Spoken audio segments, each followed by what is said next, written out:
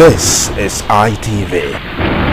Certainly the best. I never knew the man could sing, but come on, it's all about the Sunday morning, Sunday glorious vibe, you just name it.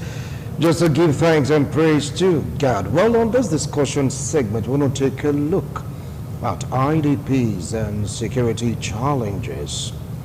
I'm talking about IDP, I'm talking about internally displaced persons. It's not only those that were displaced through the Boko Haram attacks, we're also taking a look at those that have been displaced also by floods or by natural disaster in Nigeria, where one sorry case happened up north in Makurdi, where IDPs revolted against the quantity of food given to them. We also heard of cases of IDPs being exposed to various ailments due to insufficient health care. And of course, they too still been attacked by militants or militias or insurgents. All these more we'll take a look at so can see how we can provide a solution to all these myriads of problems. With me here in the studio, I have Barrister Lawrence Asuriwade. Welcome to the show. Appreciate your coming. Thank you very much. And of course, I have Barrister Delek Benejian. Welcome to the show. Thank you for inviting me. And don't forget to mention, I should not call him now. And August visitor, it's been long since he's been here with us in the studio. President Raymond Inogero, welcome to the show. Good morning. Good morning. Yes. It's been like ages. Yeah. All right, it's good to have you back. Okay, now, IDPs, since the onslaught of, last say, the attack of insurgents, Boko Haram, we've seen lots and lots of them being rescued from the troubled zone into confirmed areas in various parts of the country, talking about the ones talking about insurgents. And of course, with floods here and there, we've gotten an increasing number of internally displaced persons. But from the report we are getting, they're not being treated well in some parts of the countries. Complaints so numerous. How are you going to really start up with this discussion, Raymond? What do you feel about this trend? I want to first of all say happy Salah to my Muslims brothers all over there. I believe that no religious preach violence, and they should pray for the peace of this country.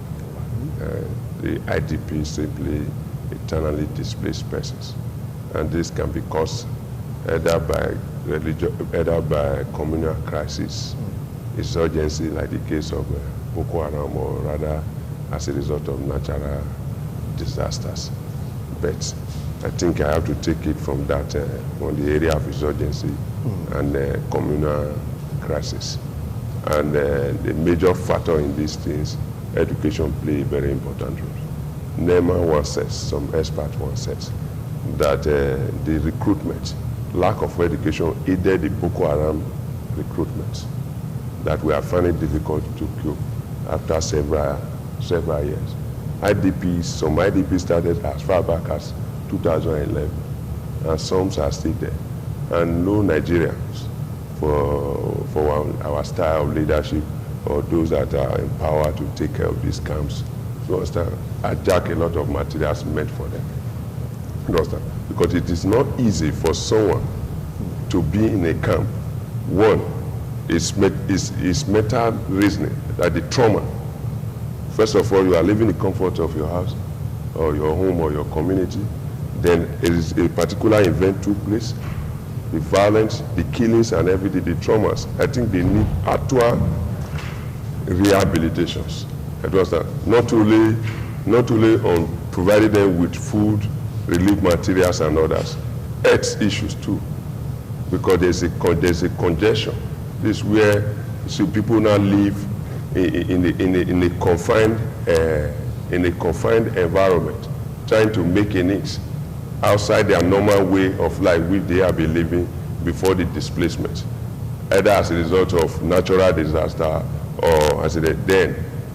At the time, NEMA equally NEMA spoke about the attitude being hijacking what is meant for the IDP camps. I think some there was some issue that had to do with even the suspended SGF over this issue of funds that made available. But anyhow, well-meaning Nigerians have played their role to a good extent by being with them, showing them love, and using their little resources to the better. It's far more than that. All right. Education.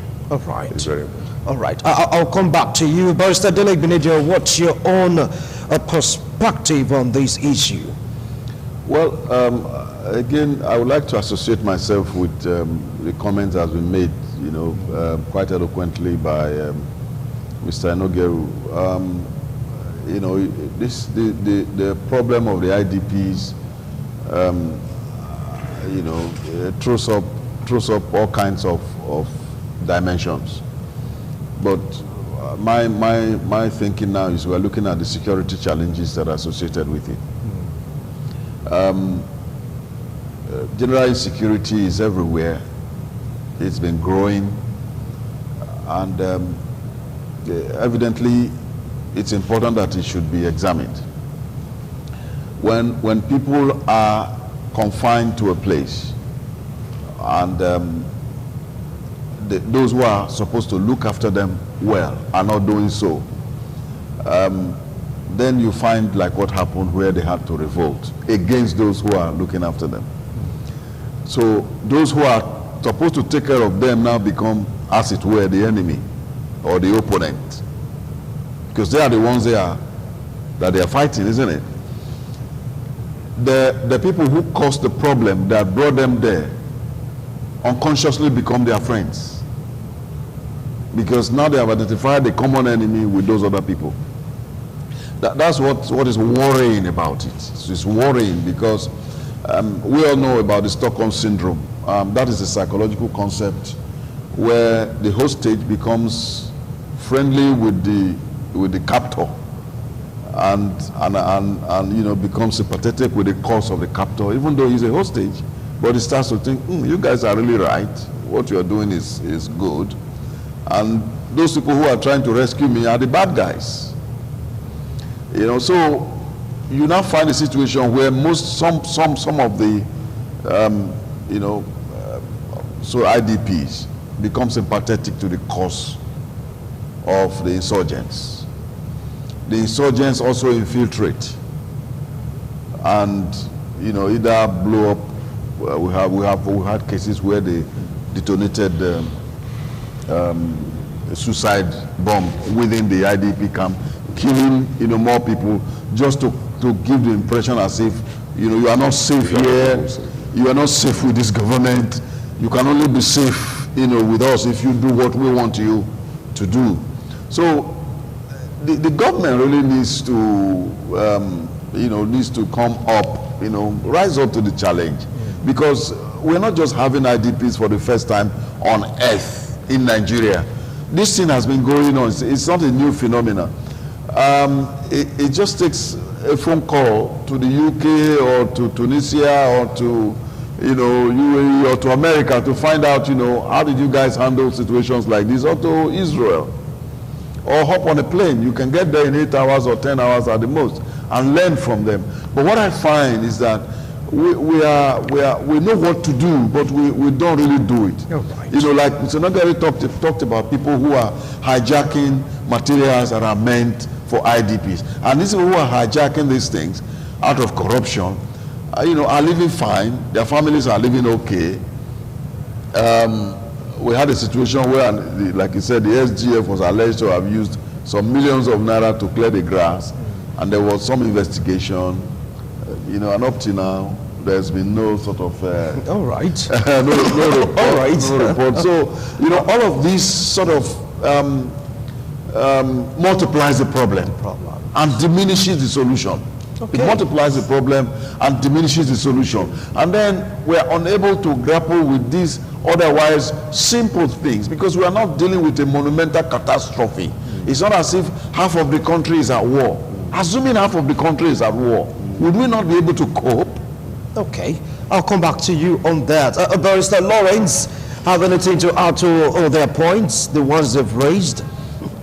Well, my own take on the issue is that insecurity begets insecurity. If we go back to the root cause of these IDPs, political crisis, religious uprisings, terrorism, communal clashes, we find that in all this, it is the poor that suffers. In all these IDP camps, we hardly find rich people there. So whenever there is crisis, be it political, be it terrorist, be it religious, be it communal, it is the poor that suffers. If you take a census of those who are, locked up in concentration camps, you call IDPs, 95% of them are poor. The rich don't get caught up in the crisis. Before the thing escalates to that level, they have escaped with their families. Some even go abroad. So the ones that are left, the ones that are caught up in the crisis, the ones that suffer the consequences are the poor. So now they get concentrated in one place. Taking care of them becomes a problem. Their feeding, their healthcare needs, and other needs, their educational needs. For instance, schools are closed up. In most cases, even schools become camps. In other words, there is a terrible social disequilibrium. The poor is always at the receiving end.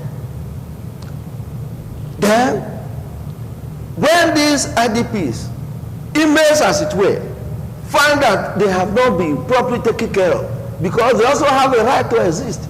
They have a right to decent living. Even before this crisis, their lives were not, living standards were not enviable. So it becomes worsened once they are now cramped up in one place called IDP, concentration camps. So their gross, their disenchantment with the system gets heightened. We even find a situation where the rich, like my colleagues have mentioned, the SGF situation, where they will take advantage of the crisis of these people. And you realize that the poor, they are the flotsams and jetsams of society. And if they are not well taken care of, they become the vanguards of any revolution. So, they have a right to protest against their pitiable living standard, which have been made worse now by the situation they have found themselves. So, they have a right to resist. They have a right to demand for good living standards. They have a right to demand for education and all that. But meanwhile, there is grave insecurity where they live. They have been dislocated, so to speak. So once there is this social dislocation, the consequences that will follow are telling. So if they revolt, their revolution is justified, because we find that even those who have been given things to give to them, who have social amenities to distribute to them, like basic food stuff and all these things, clothing and all that, they will take undue advantage of these IDPs. They misappropriate these funds. So my take is that the state has to be careful with what they do to these IDPs, because if it is allowed to escalate, if it is allowed to slip off, the consequences will be telling. All right. Because it will be difficult to tame them. All right. Yes. Okay, I'll come back to you, Barrister Lawrence. Now, he said that he's in support of their revulsion because up there in Borno States, Maiduguri, the IDPs have reported saying the quantity of food isn't enough, and they also have cases of ailments here and there that is ravaging the camp. Is it right for them to revolt, or they should report to appropriate quarters? We'll see. Nobody takes revolt or protest as a first option. Should get it. You might have gotten out of hand. However, their demand have not been met for some times. They have passed through some other process. The best way to cut people's attention, or the government or the leadership attention, is to revolt, to know that, to call to their, to actually know the state of that camp. That is the essence of revolution. But me, I want to talk less about internally displaced persons. What is the cost of this? I think we should address that, not just taking care of them. If we are able to address the people, they can go back to their homes and continue with their lives. Are they going to stay in the camp for the rest of their life? No. Then, that's why you see series of agitation in this country. The government have to do something about it. The leadership of this country. You cannot call, you cannot, many people said we know where the woman gave birth, but they said they should hang a waist close to the fire. What's trying to say that we all know the actual position, we all know the actual system, we all know the actual entity we call Nigeria. People talked about restructuring. Some said no. And you see agitation here and there. IPO, Nadikalu, look at the Niger Delta, even look at the Middle Belt. The Fulani, Benue Fulani crisis, look at Boko Haram, look at the Shiite Muslim, whether Kazazaki, and these people have different interests. I think the leadership now have to save this country for the future. You cannot continually use power to control certain issues. Sometimes negotiation plays an important role. It's give and take. The leadership of this country have to look into these security challenges critically. They should not just see it from only political alone, or rather both economic aspect of it. Because it is when people are vulnerable, they are easily cajoled for any activity that may lead to unrest. When you are vulnerable economically, vulnerable educationally, you are vulnerable to any vices in the society. Once you are not educated, your chance to be comfortable is less than 20% in life. But when you now have your sound education, you can now work your way out within the society. Essence of governance to provide an enabling environment, protect life and property, trying to nip any issue at the bud before it escalates. Those are areas we have to look into. All right. But it's a bitter truth that people will not want to take it. Okay. I do understand. Because like me, I have another country, I can call my own. Nigeria is like a very beautiful garden. Every tribe, every ethnic group, every state is blessed. When we harness our unity, not about separation or disintegration. Once we harness our unity, our strength, our sky is the limit of this country. Okay. We can go everywhere. All right. I'll come back to you. Now, with what is really happening, Barrister Dele Benito, do you see these IDPs becoming a security challenge? Are they going to pose a kind of a threat to security of lives and properties if they are not carefully taken care of? Well, I have to say that the answer to that question is to be found, when we answer the greater question, of whether any Nigerian potentially is a security challenge. Because what is happening in that micro environment in the IDP camps is also what is happening in the macro environment that is Nigeria. I mean, the people who are running it are not from United States.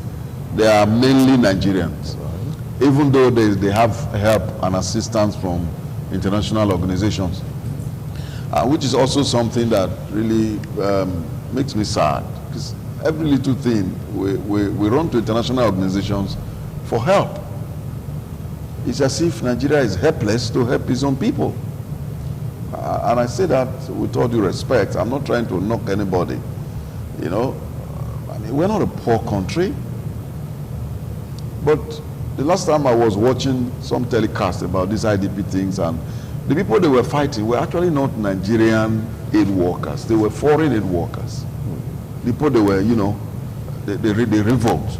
And people were saying, look, we can't, until our security is guaranteed, you know, we don't want to go in there. So I was like, do we really need foreigners to even come to help us to feed just a congregation of people? You know, so and then the problem is when you have, as I said earlier, when you have these people that are there, and they begin to see those who are feeding them, they begin to see the government, they begin to see the agents of government, they're also not dumb. You want to give somebody food, you know, and he looks at the quantity of food you are giving him, and it's you know, it's laughable. So it starts to see you as a problem. It starts to see you as a problem. So yes is the answer to the question.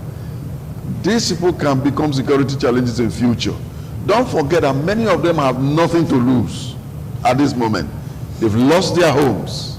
Many have lost their family. Many of the children there don't have, they're orphans. They don't have fathers, they don't have mothers, they don't have brothers. Everyone's been killed except them. And you know, they don't have no means of livelihood. This is just it. It's either this or nothing else. And you know, when you push a man to extremity, it gets to a point when it's like, you know, what could be worse? You know, maybe death could even be a relief from this situation. So, and that sort of worries me. We need to get our acts together. We need to, as a nation, and I think if we're talking about solutions,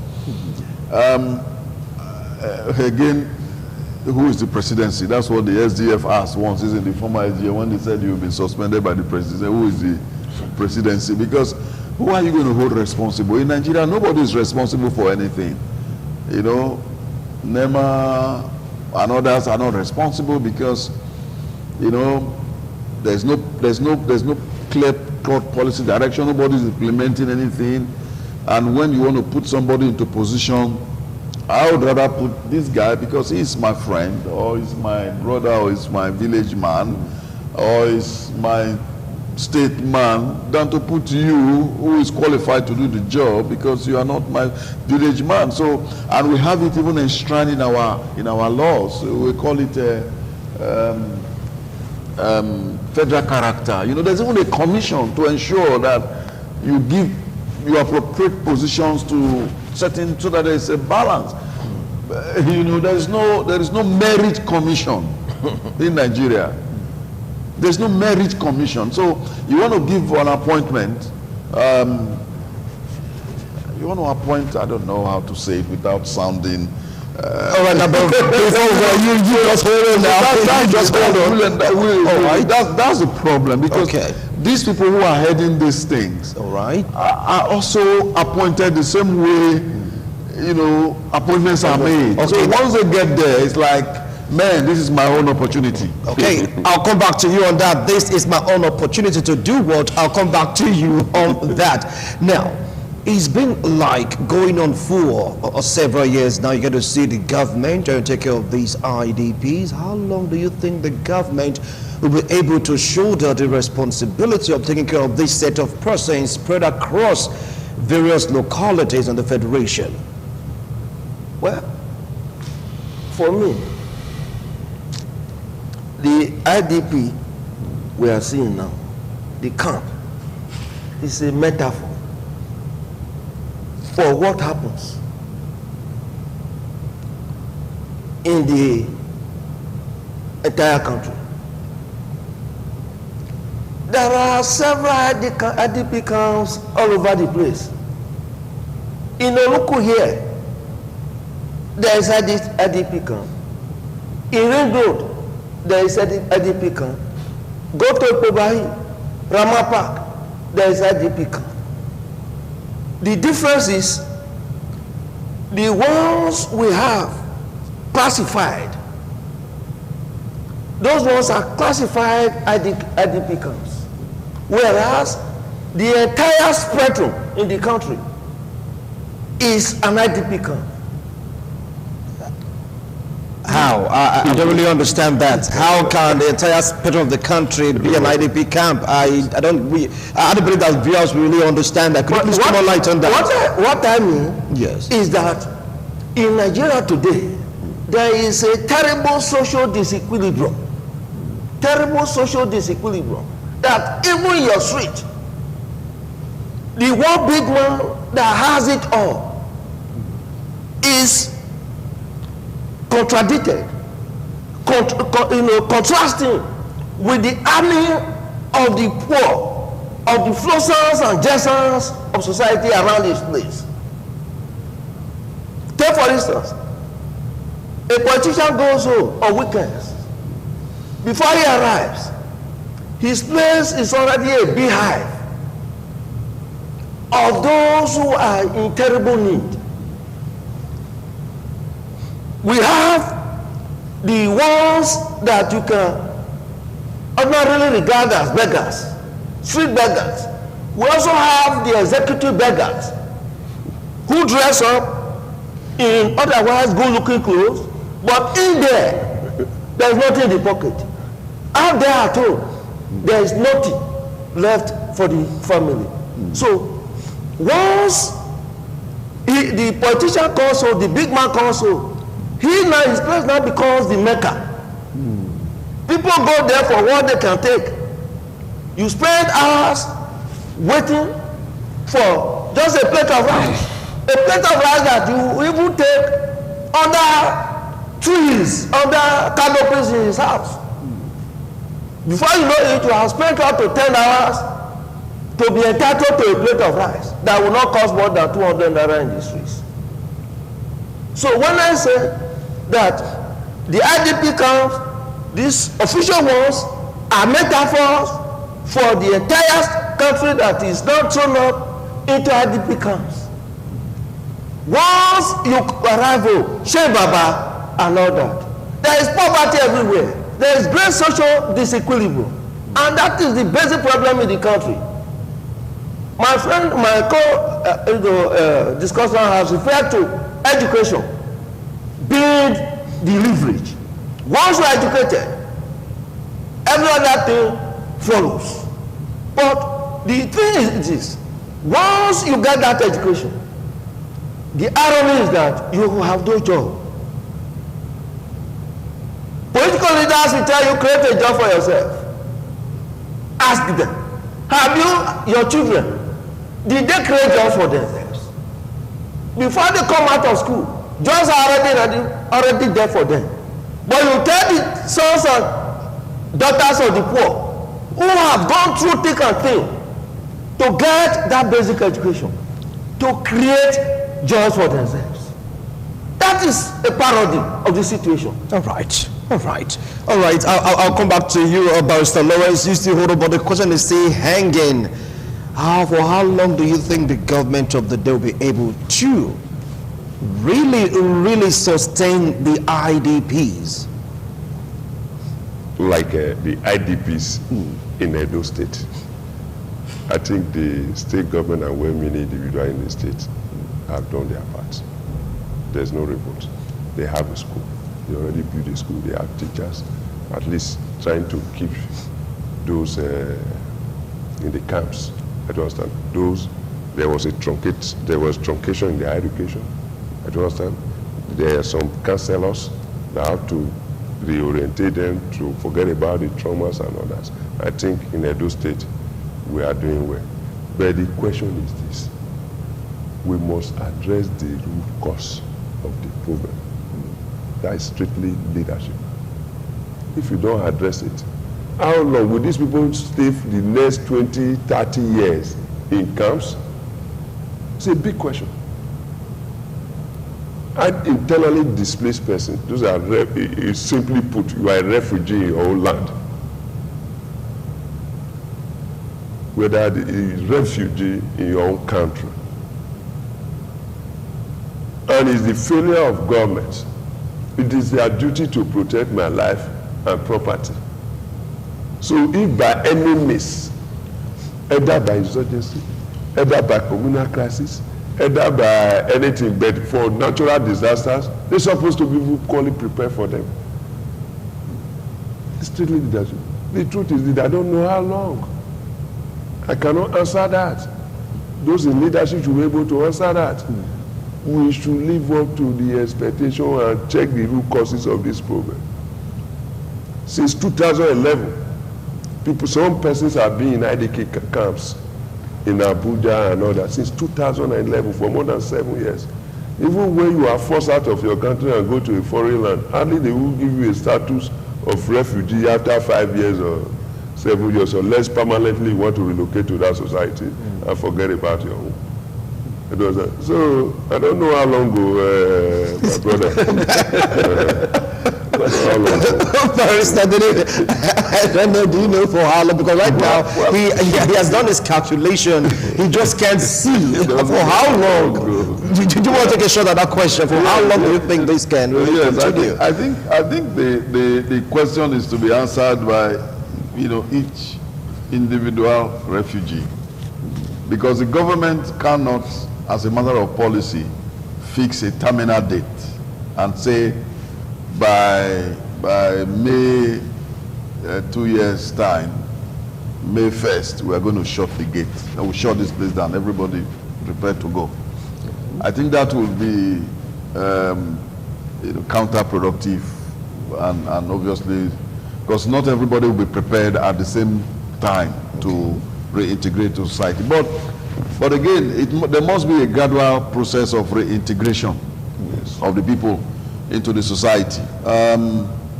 Like if we can take a cue from what he mentioned abroad, when they are refugees, from the moment that they become refugees and they are in a camp, the society makes effort to give them skills that could reintegrate them back. For example, if you get to Italy, you are a Nigerian, you don't speak the language, they give you language training courses. They ensure that you go through it, so you learn the culture, you learn the language, and that helps you to fit, better into the society. So I think that is also something that government should look at, helping these people to acquire these skills, to return them into society where they are, not necessarily where they have been before.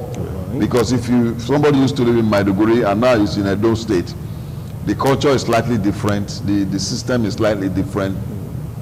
So you should also learn a little bit about Benin, learn a little Benin, because if you are in Benin, if you are in Lagos, learn a little bit about Yoruba, so you can at least converse, then acquire some skills, so that, and then they too have to realize that they are in this situation, and primarily they will be their own helper.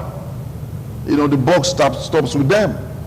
I'm talking, I don't know if they can watch this. Of course, those who are matured enough, I'm not just talking about the children, but at least the adults should realize that you can't remain there forever. You've got to, yes, you've lost everything, but you've never really lost everything, because where there is life, there's hope. You can always, find your way back. Yes, your cattle business or your farm was destroyed, your house was destroyed, you lost your wife. Sorry, but you can marry another woman. You lost your husband, you can marry another man. You lost your children, make others.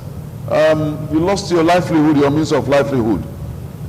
Get new ones. Because life must go on. Life must go on. I mean, that's the way the system is meant to, the Bible talks about life being without end, Life must go on. So the responsibility for, if you have been a refugee for 5 years in a camp, it's time for you to start thinking, okay, sorry, we should use the word refugees. They say they call them IDPs. If you have been an IDP in a camp for 5 years, for 4 years, it's time for you to stop the pity party, waking up every morning and thinking, oh, I used to have a farm in one village somewhere which has been burned.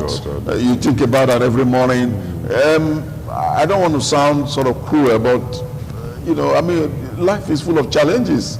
So this is it. You've got to suck up to it, and figure out, what's your way out of this place now. What do you do next? I mean, you're going to sell pure water. Can someone lend you You know, can you be trustworthy enough to get somebody to give you a bag of pure water, you sell, you pay back, gives you 2, you pay back, gives you 3, you pay back, because Nigeria is an open society. I mean, I can decide now, I can decide to open, I don't know, sell pure water tomorrow on the street. Anybody will buy from me. I can decide to cook rice and sell. Nobody's going to say, oh, you're a liar. When did you become a food seller? Every man will sit down there and say, Oga, give me rice. Give me rice. So that is our society. It's a beautiful society. So they should take advantage of it. All right, now, do you support reintegration for what he just said? But I say they should reintegrate. After all, if you go to foreign climes, 5 years already, a citizen tend to reintegrate you. Do you see it kind of, a positive aspect to really take care of this person's reintegration? Oh, it's a serious problem the government has at hand. The government has brought these people together, huddled them together in one camp, deciding what to do with them at the end of it all. It's a very dicey issue, because these people have been made to believe that the government is there to take care of them.